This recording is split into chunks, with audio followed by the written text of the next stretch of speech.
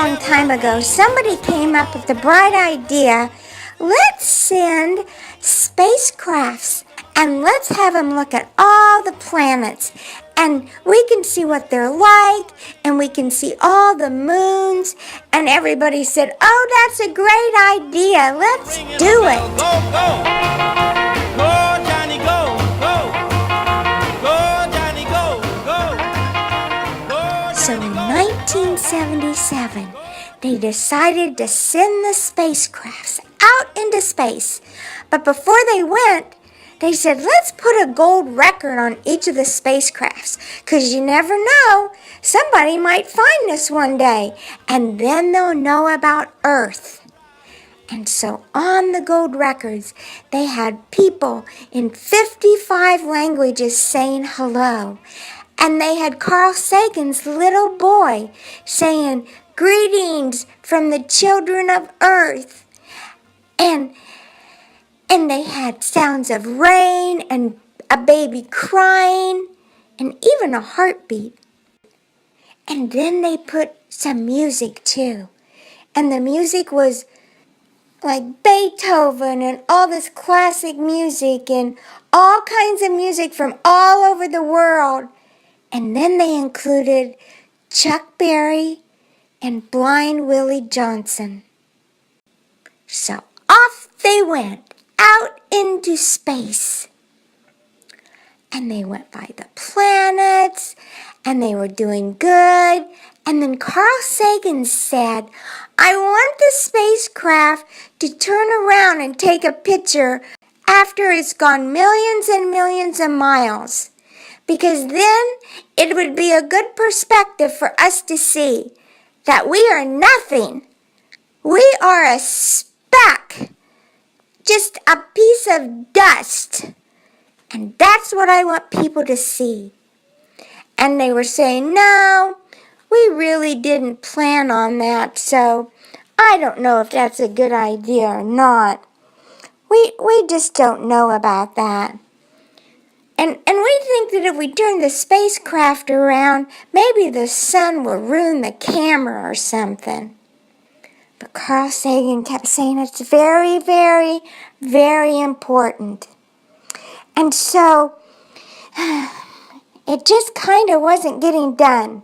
Finally, NASA had an administrator, and he said, I am going to intercede to ensure that this photograph is taken. I think that Carl Sagan said it's important, so it must be. And so it happened. And now the Voyagers have gone beyond, and now they're into interstellar space. And he said, you better preserve it and cherish that pale blue dot, for it's the only home we've ever known. And they will go on forever.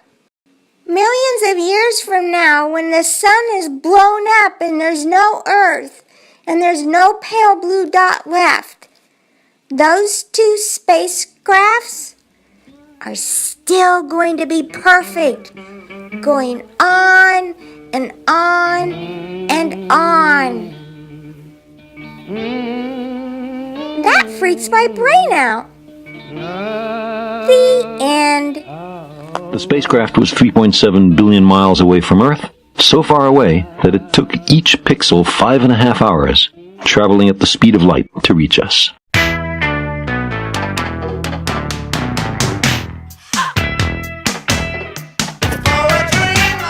Oiknis poteste chairete.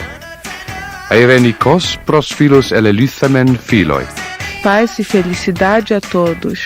各位好嗎？祝各位平安、健康、快樂。Здравствуйте, приветствую вас. สวัสดีค่ะสหายในธรณีโคนพวกเราในธรณีนี้ขอส่ง Hello from the children of planet Earth.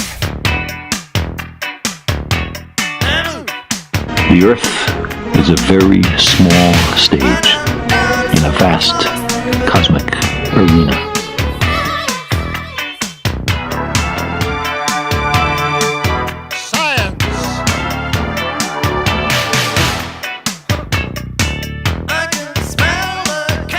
Consider again that dot. That's here. That's home. That's us. Or perhaps the records will never be intercepted. Perhaps no one in 5 billion years will ever come upon them. 5 billion years is a long time. In 5 billion years, all humans will have become extinct or evolved into other beings.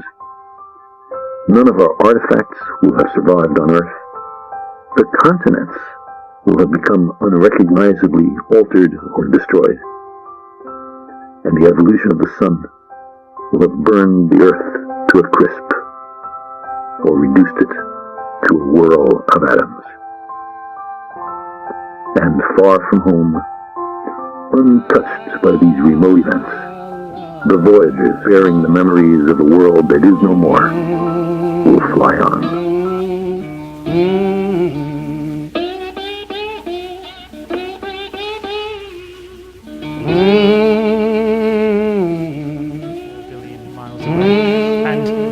I'd like to read you what Sagan wrote about it, just to finish, because I cannot say words as beautiful as this to describe what he saw in that picture that he had taken. He said, "Consider again that dot. That's here, that's home, that's us. On it, everyone you love, everyone you know, everyone you've ever heard of, every human being who ever was, lived out their lives. The aggregates of joy and suffering, thousands of confident religions, ideologies and economic doctrines, every hunter and forager, every hero and coward, every creator and destroyer of civilization, every king and peasant, every young couple in love, every mother and father, hopeful child, inventor and explorer, every teacher of morals, every corrupt politician, every superstar, every supreme leader, every saint and sinner in the history of our species lived there, on a mote of dust suspended in a sunbeam." It's been said that astronomy is a humbling and character-building experience. There is perhaps no better demonstration of the folly of human conceits than this distant image of our tiny world. To me, it underscores our responsibility to deal more kindly with one another and to preserve and cherish the pale blue dot, the only home we've ever known. Beautiful words about the power of science and exploration. Thank you.